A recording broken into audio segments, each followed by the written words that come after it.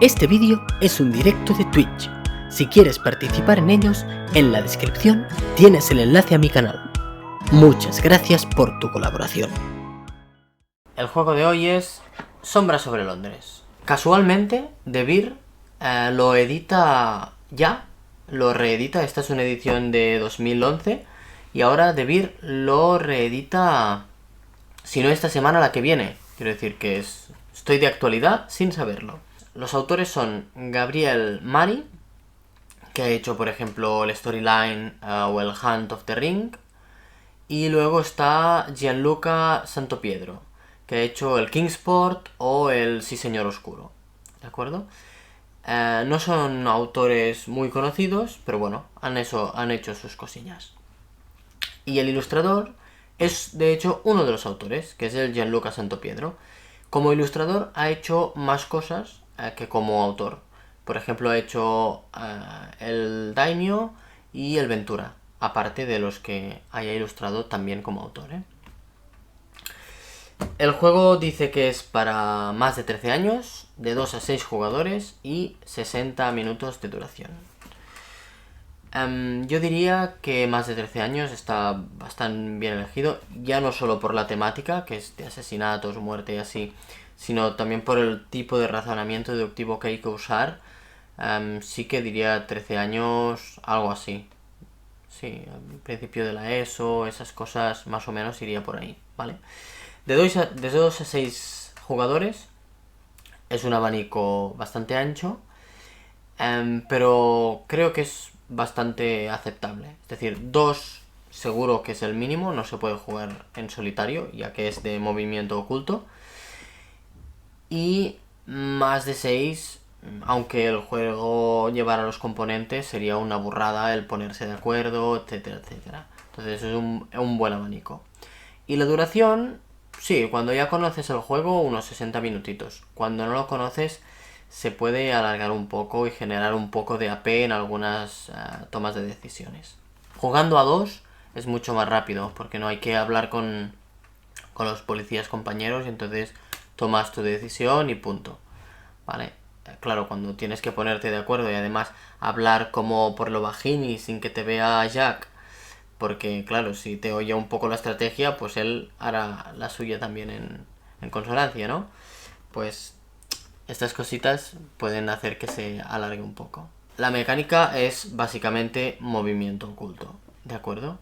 No tiene más, es un movimiento oculto puro y duro, ¿vale? Y luego está la temática, que la temática es de Jack el Destripador y los policías que lo van a cazar, ¿vale? Os enseño un poco qué hay dentro y os cuento cómo va, ¿vale? A ver, manual de instrucciones. Asusta un poco, ¿de acuerdo? Son 24 páginas, cuando lo sostienes ya pesa, es un papel con un gramaje considerable. Pero, aunque asusta un poco, el interior es muy ameno. Quiero decir, ¿veis? Ya está, aquí tienes 2 páginas fácilmente. Aquí te pone el plano grande también. Quiero decir que no os asustéis porque sean 24 páginas. Es todo en cuadros. Quiero decir, no es texto, que sería horroroso. Cada trozo de instrucción explicado con un ejemplo, con un texto, un cuadro aparte al lateral que es temático. Que está muy bien, ¿vale? No es un manual para nada difícil de leer. ¿Qué tenemos más? Tenemos como una pantalla que la usará Jack para esconder.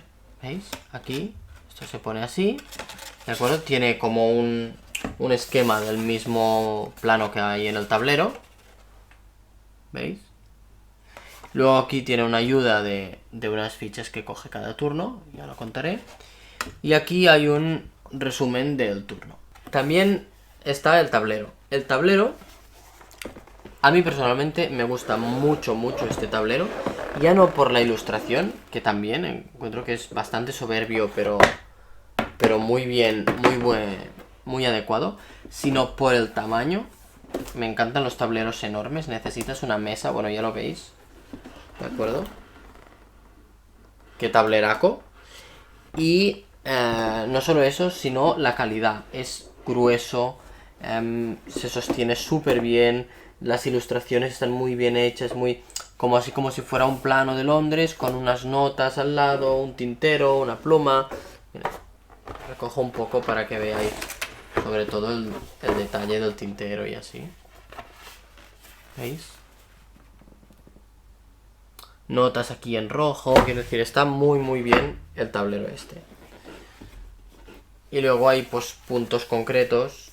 ¿Veis? Pues esta mujer de aquí, bueno, este símbolo o este símbolo, este cuadradito revoltado de amarillo, bueno, son simbología que se usa durante el juego. ¿Vale? Luego están estas ayudas de turnos, ¿sí? Para cada jugador que no es Jack. Aquí está un poco el resumen del turno, ¿vale? Luego lo usaré para contar el juego y para que veáis la simbología. Están los peoncitos de los policías. ¿Veis? Peoncitos... Bueno, los saco. Estos policías así como con un casco de policía de Londres. ¿Vale? Y luego están unas piezas que servirán para marcar dónde iría el policía. ¿Veis? Negras así cilíndricas. Algunas con un color que corresponde al policía y algunas sin color, que son señuelos para Jack, para que se piense que hay un policía y no lo hay. ¿Vale? Y luego están las pobres desdichadas, le llaman desdichadas como eufemismo de prostitutas, que son estos, sí, en blanco, muy puras y todo, con también sus peones de colocación secreta. ¿Veis? Este no tiene nada, no habría desdichada. Este tiene un punto rojo, sí que habría desdichada. Las desdichadas todas tienen un punto rojo, ¿vale? Finalmente están los peoncitos de Jack, que es Jack el Destripador, el asesino. Y también está unas piezas especiales, unas que son de carruaje y unas que son de callejón. Y estas fichitas pues se usarán como habilidades especiales de Jack. Y tendrá, según el turno, tendrá más o tendrá menos, ¿vale? ¿Qué más? Ahí. Luego están unas fichitas más normales, así que parecen como lacasitos translúcidos. ¿Veis? Estas son amarillas. Plástico. Lo otro era madera, esto es plástico. Y las rojas. Estas son como las del juego base. Y luego existen las azules, que son para un juego avanzado. Vale. Algunas habilidades avanzadas, que no contaré. Porque no, solo son para o ayudar a Jack o ayudar a los policías. Hay un par de modalidades de juego, de pistas falsas o unas cartas de información y así. Y es para darle un toque un poco más fácil para uno de los dos bandos. O ponerlo todo, la dificultad se mantiene bastante, pero es un poco más complejo. Y entonces están los personajes de los policías. No tiene nada de importante el personaje, quiero decir, todos son policías, no tienen ni poderes ni nada, pero el juego está muy bien tematizado en el sentido de que los nombres son reales, las situaciones, y juegan con las cartas de Jack, que os he dicho que es una de las cosas avanzadas. Son cartas originales de Jack, ¿de acuerdo? Aquí detrás, aunque no sirva para nada, está escrita una carta real de Jack el Destripador. Estos son policías reales que lo investigaron, ¿vale? Los jugadores. Son unas hojas que sirven para anotar el movimiento de Jack, ¿de acuerdo? Están en blanco y esta estaría escrita. Es como avanzaría. Solo hicimos un par de turnos, veo. Debía ser para explicar el juego a alguien y se quedó a medias o algo. Lo primero que debe hacer el asesino es decidir dónde está su casa, ¿vale? ¿Dónde puede estar su casa? En cualquiera de los puntos blancos numerados de todo el tablero. De todos los que hay en este tablero enorme que os he enseñado, decides uno y esta será tu guarida, donde tienes que volver después de asesinar cada noche, ¿vale? y lo apuntarías aquí, arriba. En este caso, pues se apuntó el 36. Hecho esto, se empieza el juego. Lo primero es, mira, uso esto, ¿veis? El número 1. Aquí está indicado si lo hace Jack con el sombrero de copa o si lo hacen los policías con el sombrero de policía, ¿vale? El número 1, Jack coge las piezas de carruaje o de callejón que le correspondan en esa ronda. Eso es la ayuda lateral que os he enseñado de su pantalla. Ahí pone cuántas necesita en cada turno, en cada noche. Jack decide dónde pone, o sea, pone todas las fichitas estas blancas que servirán para señalar a las desdichadas y decide dónde pondrá las que hay una posible víctima y las que no hay posible víctima, ¿de acuerdo? ¿Dónde las pondrá? Las pondrá repartidas en los puntos rojos. Solo puede ponerlas en los puntos rojos. ¿Veis? El número 3 se gira de todas estas fichitas que estarán mezcladas aquí. Se gira la primera y ¿quién sale? Pues en este caso ha salido el azul. Vale, pues ese será el jefe de policía durante ese turno, ¿de acuerdo? Entonces decidirá dónde pone, que es la segunda parte del 3, dónde pone a los policías. ¿Vale? Es lo mismo que con las desdichadas, pero con las fichitas negras que os he enseñado antes. Pondrá donde hay cada color de policía y los 2 señuelos que él también nos pondrá. Pero los policías no mueven por las casillas blancas, mueven por los cuadrados negros. Y estas fichas se pondrán en los cuadrados negros con un reborde amarillo. ¿Veis? Aquí se ve uno. Y lo mismo lo pondrá, ¿vale? Suponiendo que no fuera el primer turno, o sea, que ya fuera la segunda noche, ya hubiera habido un asesinato y así, y los policías se hubieran movido, tiene que poner 5 piezas de estas debajo de la ubicación actual de cada uno de los policías, ¿de acuerdo? Y las 2 que le sobrarán sí que en cuadrados amarillos. Y no es obligatorio, de hecho no es ni recomendable poner el mismo policía en donde ya estaba. Puedes poner un señuelo o otro policía, girarlos, ¿vale? Lo único que en esa ubicación tiene que haber algo. Cuarta acción. Jack revela dónde están los puntos rojos de los cilindros blancos que ha puesto. Empieza un bucle. Jack decide si mata o no mata. Es decir, cada noche matará, ¿de acuerdo? Pero tiene como varios momentos para hacerlo. Aquí abajo veis que hay como una línea de tiempo y los 5 de la izquierda son amarillos, ¿vale? Que son estos. En principio, si Jack mata directamente a la primera, se pondría la ficha de Jack aquí, en el 1. Si Jack no mata a la primera, se movería su fichita 1 para atrás y serían los pasos que ahora contaré, ¿vale? ¿Qué tiene de bueno esto? Esto tiene de bueno que le da 1 hora más para luego volver a la guarida. Si Jack decide no matar, se hace el paso 6, que es que los policías, ¿veis? Paso 6. Los policías mueven a las desdichadas en una casilla adyacente. Por ejemplo, si estuviera en el 27, que tenemos aquí el ejemplo, podría ir al 26, podría ir al 44, podría ir al 45, podría ir al 28, podría ir al 48, al 47 o incluso al 79, ¿de acuerdo? Tienen mucho movimiento. Una vez hecho esto, Jack puede revelar un cilindro de policía. A ver si hay un policía o si es un señuelo, ¿de acuerdo? Solo revelarlo. En caso de que haya el policía, pues se pone ya la figurita, el meeple del policía. Se vuelve al paso 5. Jack decide si matar o no matar. En caso de que no mate, lo mismo. Bla, bla, bla, bla, bla.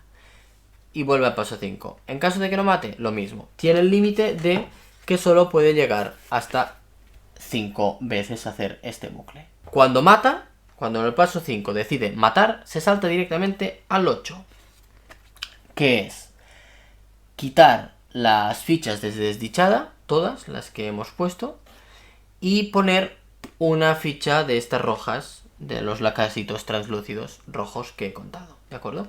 Allí ha habido un asesinato, ¿vale? Y Jack saldrá desde ahí. Entonces, en su hoja de papel apuntará la casilla donde se ha asesinado. En ese caso, que hubiera sido, por ejemplo, la 27, ¿vale? Que hemos visto ahora, pues ha sido a la tercera hora.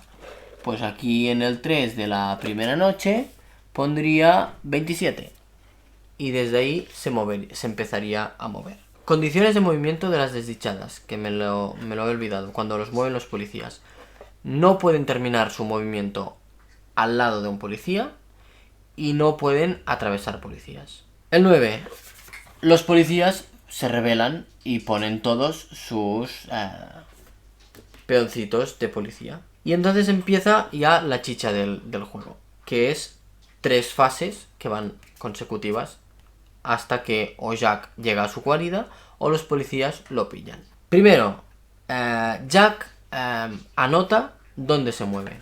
Solo se puede mover de 3 formas. La estándar, que sería a una casilla adyacente, ¿sí? Por ejemplo, hemos dicho que está a la 27, pues podría ir, por ejemplo, ir hacia la 26, por ejemplo, ¿de acuerdo?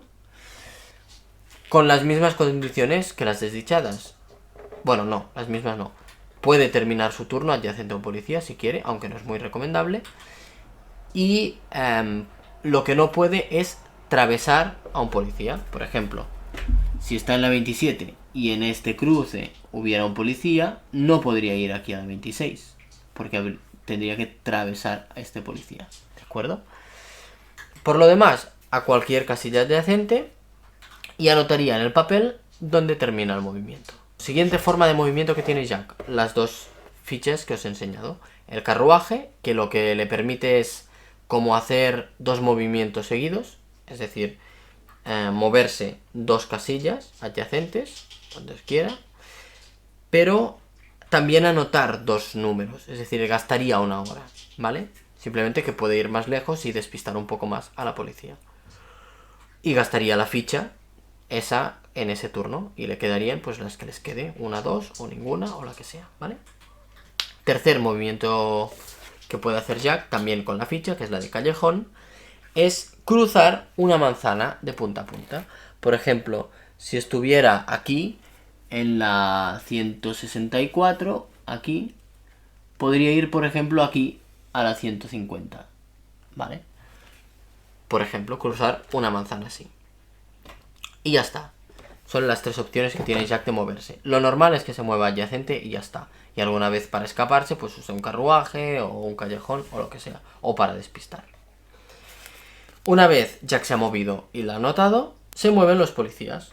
Los policías no se mueven 1, sino que se pueden mover 0, 1 o 2. ¿De acuerdo? Si les va bien estar donde está, pues se quedan. Si se quieren mover 1 o si se quieren mover 2. ¿Vale? Pero por los cuadraditos, ya lo hemos dicho antes. Y lo tercero es que los policías pueden hacer una de las 2 acciones. Acción número 1, pillar a Jack, que ya es como lo del final del juego, ¿no? ¿Cómo lo hacen? Solo pueden interactuar con las casillas adyacentes. Y en caso de los policías adyacentes, quiere decir, por ejemplo, si un policía está en esta, esto de aquí no es adyacente, porque hay otro espacio de policía aquí, ¿de acuerdo? Si está aquí, solo sería adyacente el 26 y el 27, ¿vale? Entonces, si hubiera un policía allí, podría decir, te detengo, estás en esta casilla. Que tiene razón, Jack pierde y se termina la partida. Que no tiene razón, Jack le dice, no, no estoy aquí, y se termina el turno de ese policía, ¿de acuerdo? Segunda posibilidad, pedir pista. ¿Cómo se pide pista? Es lo mismo, lo puedes hacer en todas las casillas adyacentes, pero dices, ¿has pasado por el 26? Y Jack te responde, sí o no. Estamos esa noche, estamos diciendo sí o no. ¿Qué es que sí? Pondrías una fichita amarilla de estas en esa casilla y no podrías preguntar más. ¿Qué es que no? Puedes seguir preguntando hasta que termines todas las casillas adyacentes o hasta que una de tus preguntas sea afirmativa. Y ya está, no tiene más. Esto se va sucediendo hasta que o Jack llega a su guarida, en este caso que tenía escrito era el 36, hasta que lo pillan, que puede ser, sobre todo en las últimas noches, que lo pillan, o hasta que se le termine los 15 turnos de las 15 horas de movimiento a Jack y no haya llegado a la guarida. En ese caso también pierde la partida, ¿vale? Y ya está. Esto es el juego básico. Hay un par de reglas más avanzadas que no os contaré, pero básicamente funciona igual, ¿vale? La dificultad del juego yo diría que es media-baja. Es decir, no tiene gran dificultad ni en sus mecánicas ni en sus dinámicas. No es muy difícil de jugar, pero sí que es verdad que tiene ese punto de tener que pensar unos cuantos turnos adelante, tener que valorar qué hará el otro, que es quizá donde se complica un poco el juego.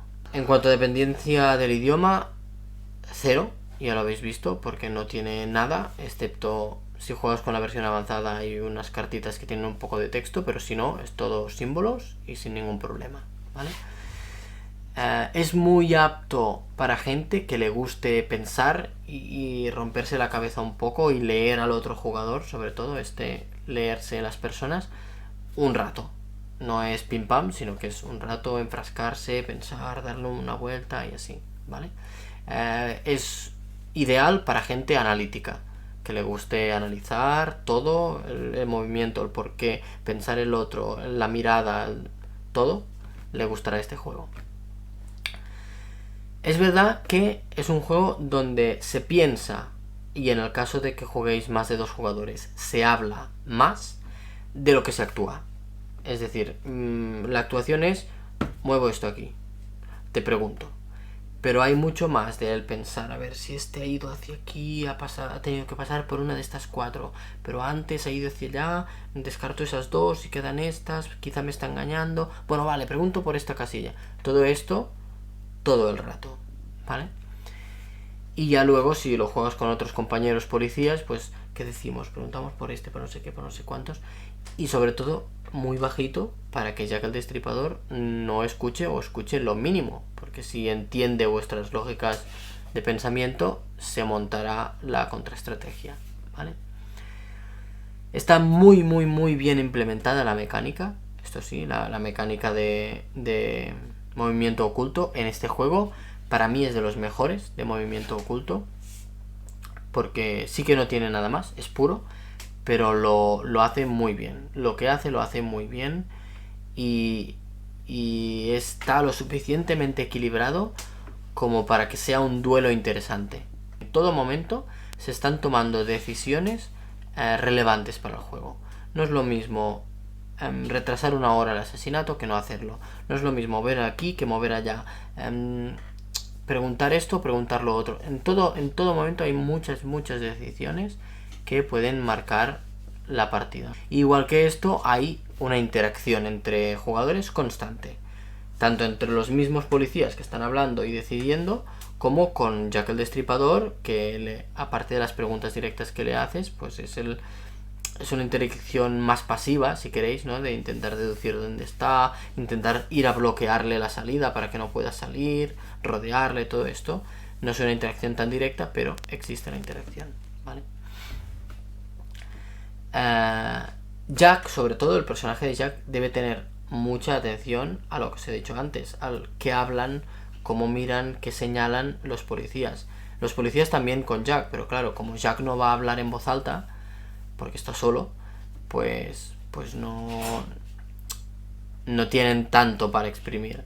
Pero Jack sí que si se fija mucho en todo lo que van diciendo, puede sacar mucho jugo de mucho metajuego, ¿de acuerdo?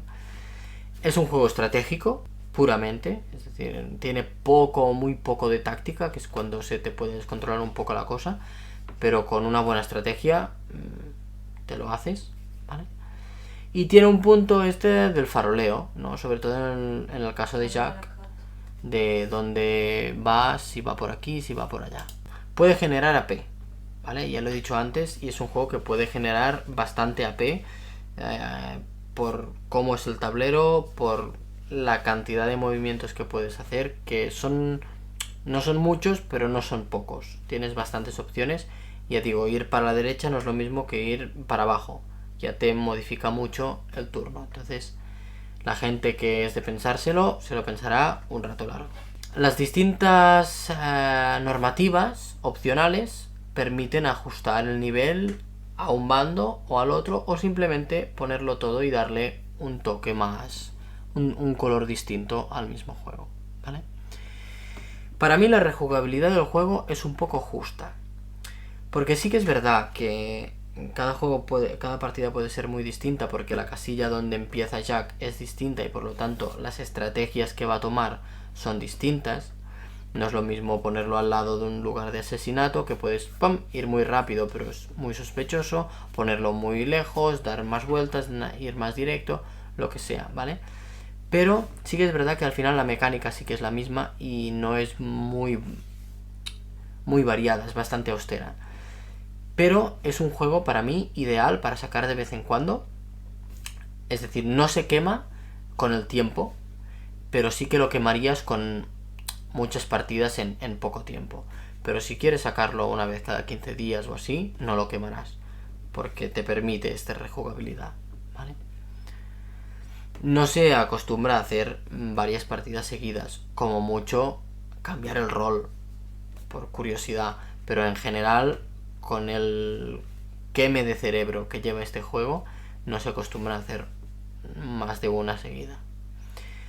Escala muy bien, ya lo he dicho antes, aunque a cuantos más jugadores haya, más policías habrá, por lo que es más difícil ponerse de acuerdo de qué mover, de qué no mover, de dónde, etcétera, etcétera, ¿vale? Y puede ser enlentir mucho el turno. Psicoludo.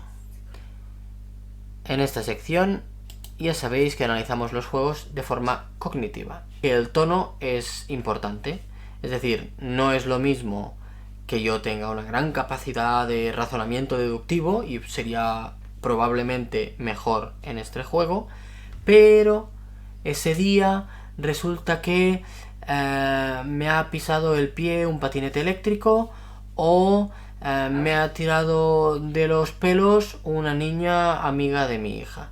Entonces esto puede distraerme o alterarme emocionalmente, cosa que hará que mi tono en ese momento no sea el mejor y mis capacidades de razonamiento deductivo bajen. Esto solo me bajaría la probabilidad de ganar, no la victoria o no, ¿de acuerdo? Dicho esto, ¿qué cualidades cognitivas trabaja este juego? Primero, razonamiento deductivo, la más importante y básica en este juego, porque al final es razonar qué hará el otro, dónde voy, qué es mejor para moverme y distraerlos, o cómo lo acorralamos, etcétera, etcétera. Razonamiento deductivo máximo. Segunda, la planificación, sobre todo en el caso de Jack, pero también en el caso de los policías, para planificar un poco, pues eso, acorralarlo, rodearlo, etcétera, etcétera. La tercera, la memoria de trabajo. ¿Por qué? Porque siempre que hay un razonamiento deductivo un poco complejo, utilizamos la memoria de trabajo, que es esa memoria que nos permite almacenar unos datos, transformarlos, ir transformándolos y seguir reteniéndolos, ¿de acuerdo? Es como una pizarra mental básica, y en este juego también es muy básica, porque hay que hacer muchos pasos para seguir adelante. Y la cuarta sería un poco la flexibilidad, porque el juego va cambiando. Yo quizá tenía previsto algo, pero los policías me han pillado otra cosa, o han hecho algo que no tiene ninguna lógica según mi perspectiva, y esto me modifica un poco el juego y debo adaptarme, ¿no? La flexibilidad. Y los policías igual, lo tenemos, ha usado un callejón, se ha ido manzana a la otra, adiós, vuelve a retenerlo, etcétera, etcétera, ¿vale? Estas serían las 4 habilidades cognitivas principales de este juego. Tiene una expansión que se llama Dear Boss. No sé si está traducida al español, diría que no, pero básicamente es un poco de ambientación y nuevas dinámicas, ¿vale? Es como la versión avanzada de este, que lleva unas cartas y así, pero hecho bastante completo y expansión, ¿vale? La cualidad. La calidad del juego es muy buena, es de los juegos de buena calidad de DeVir, tanto la caja como el tablero, las cartas, las fichitas de madera, todo es de muy buena calidad. Quizá lo que menos me gusta es la pintura de las piezas, porque es un poco como de demasiado brillo, demasiado chillón para toda la estética que tiene el juego, ¿vale? Aparte de esto, muy buena calidad. El troquel, excelente, se destroquela sin romper, nada, cartón grueso, muy bien, ¿vale? Y las ilustraciones, para mí, aunque haya pocas, están muy bien escogidas y están muy bien implementadas dentro del juego, ¿de acuerdo? El manual ya le he comentado, que es un manual muy leíble, muy fácil, muy ameno dentro de el grueso que tiene, ¿de acuerdo? El grueso es principalmente ilustraciones. Es fácil de leer y fácil de entender. Así que muy bien este manual. La nota que yo le pongo al Sombras sobre Londres es un 8. Le podría poner un poco más si le hubieran rizado un poco quizá más el rizo y poner alguna mecánica más o alguna dinámica más. Porque sí que es verdad que lo que hace, lo hace muy bien. Y es un juego como casi ninguno en cuanto a movimiento oculto, pero el hecho de que se quede ahí tan austero, quizá le falta un poquito más, ¿vale? Para mi gusto. Suscríbete para descubrir juegos, reseñas, partidas en directo y más contenido sobre juegos de mesa. También puedes seguirme en Twitch e Instagram. En la descripción te dejo los enlaces. Muchas gracias por tu colaboración.